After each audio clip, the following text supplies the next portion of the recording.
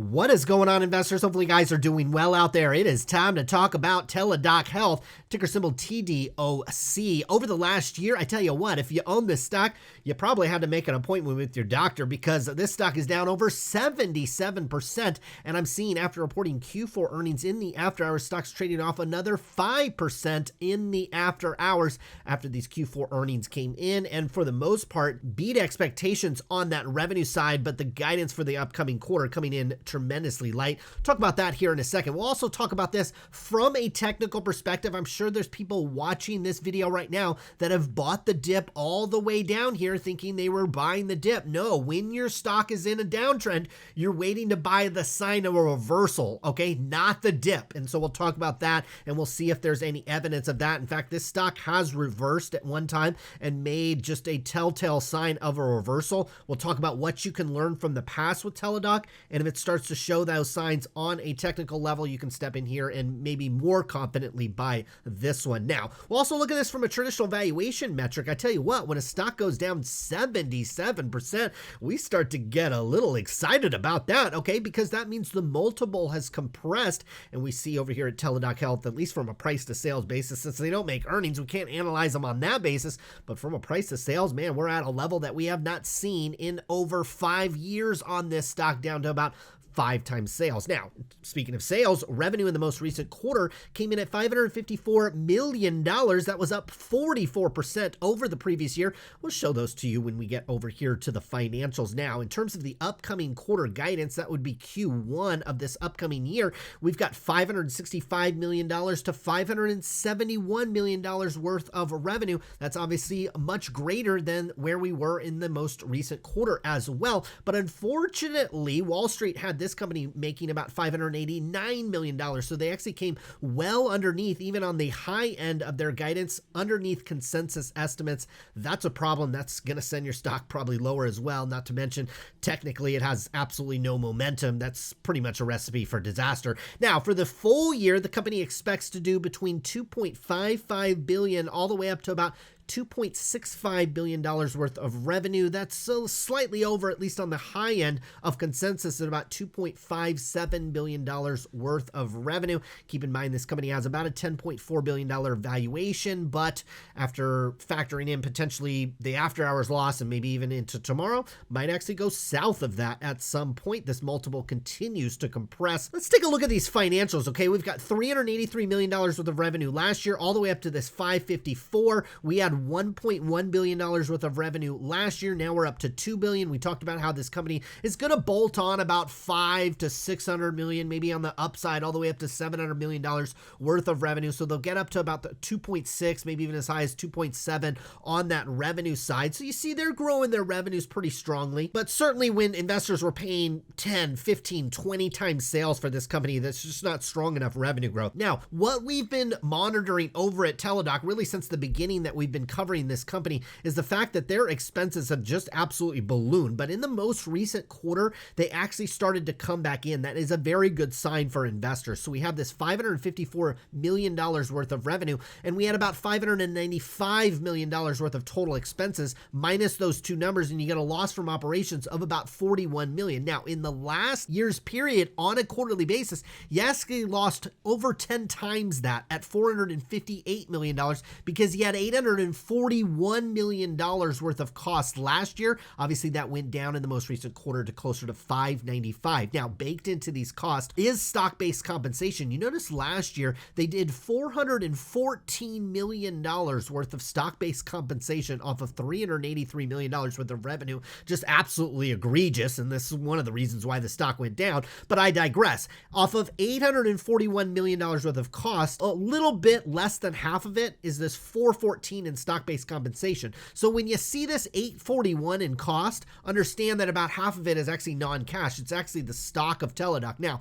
when your stock goes on this epic of a downdraft, well, guess what? Employees are not going to be very excited about being paid with stock that is going down every single day of the week. And so notice in the most recent quarter, they were only able to issue about 61 million. Now, some of this is planned. Okay, when a company like Teladoc is scaling up, when they merge with another company, some of this stock stock-based compensation is baked in a little bit, but unfortunately, when your stock goes down, well, it gets a lot harder. And notice in the most recent quarter, they only paid out about $61 million worth of stock-based compensation off of this 595. So you minus those two numbers, you actually get to a number from a cash perspective that is actually higher than the previous quarter. So my point is, while costs have gone down, the actual cash that the company had to spend because they haven't been able to use their stock like they have in the past has actually gone up. So they burned through about $530 million worth of cash in the most recent quarter. Last year was closer to $440 million. So that is just something to keep in mind. The fact that our costs have gone down, our losses from operations have absolutely improved, but this company is actually burning through a little bit more cash because of the way the stock has been performing. Now, we also see the evidence of the stock-based compensation in this dilution. You went from 128 million all the way up to 159 million outstanding shares. That's just absolutely disastrous. It's another reason why this stock continues to go down. This is why we also have not recommended stocks like this, is because the revenue growth, while at 44%, you can find companies that are actually profitable, and some of them might even be doing dividends and buybacks with that type of growth or in that vicinity, whereas this company is on that completely other end of the spectrum. They're not making money. It doesn't look like they're going to make money for the upcoming year as well. Not only that, they're diluting you as a shareholder, just basically a recipe for disaster. And obviously, if you bought this stock at a higher price, you're feeling that bad recipe at the current time. Now, in terms of cash flows, paints a little bit different story because we have a pretty large depreciation and amortization charge that they recognize, also the stock-based compensation. So we get to add those back in among other things here. And we actually see that the company has improved over the last year in terms of its cash flows. They had positive cash flows of 193. Last year, they were actually negative at 53 million. So from a cash flow perspective, looks a little bit better. But again, we're still talking about a $10 billion company with a lot of competition and really no sign in sight in terms of making profits anytime soon. They've done a little bit of fundraising over the last year. From a balance sheet perspective, looks pretty good. It's not crystal clean, but this company can survive for a reasonable period of time considering they are cash flow positive on the full year, and they've started to improve their loss from operations as well to where it's not quite break even, but it's getting there. Now, in terms of the stock chart, well, this one is absolutely stinking ugly, and I would repeat, I would absolutely not want to buy the dip on this stock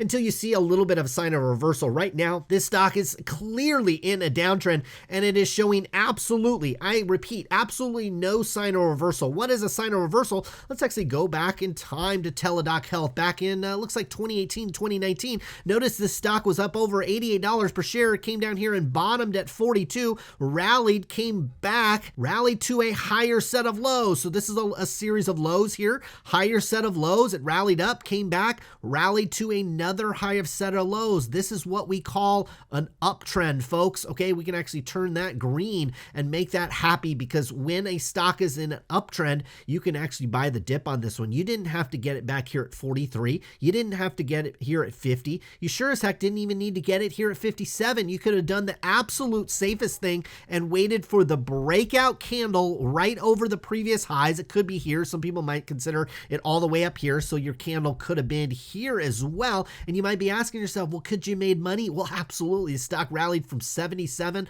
all the way up to 253. If you really played it safe from a technical perspective, waited till you broke above the previous highs, you would have got this stock at about $100, and literally in just a couple of months would have more than doubled your money. And that wasn't even to the all-time highs up here at $300. You could have held it all the way up into there, and then all of a sudden made a ton of money, basically tripled your money, even if you played it ultra safe from a technical perspective. So don't make that mistake again. If you own this stock at a higher price, wait for Teladoc Health to make the same kind of formation pattern that it did back in 2018, 2019. Start making a series of higher lows. Right now, what is it doing? It's actually doing the actual complete opposite. It's making lower sets of lows all along the way. You're waiting for this stock to find some footing, go up, probably come back down just a little bit, go back up again, and then make a series of higher lows, not lower sets of lows. I wouldn't touch this stock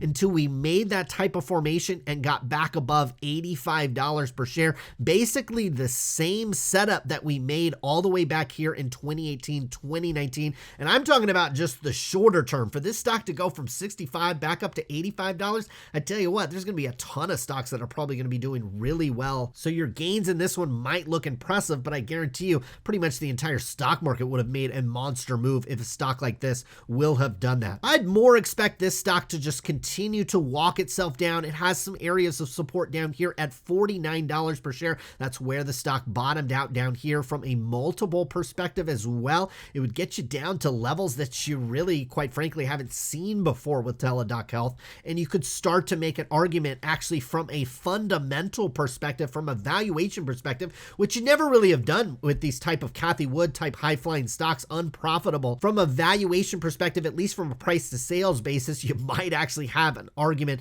But I personally, with these stocks that have just been absolutely decimated, they've ruined so many investors' psyches and ruined so many people's portfolio that there's going to be a lot of people that are just going to be hesitant to come back into these names.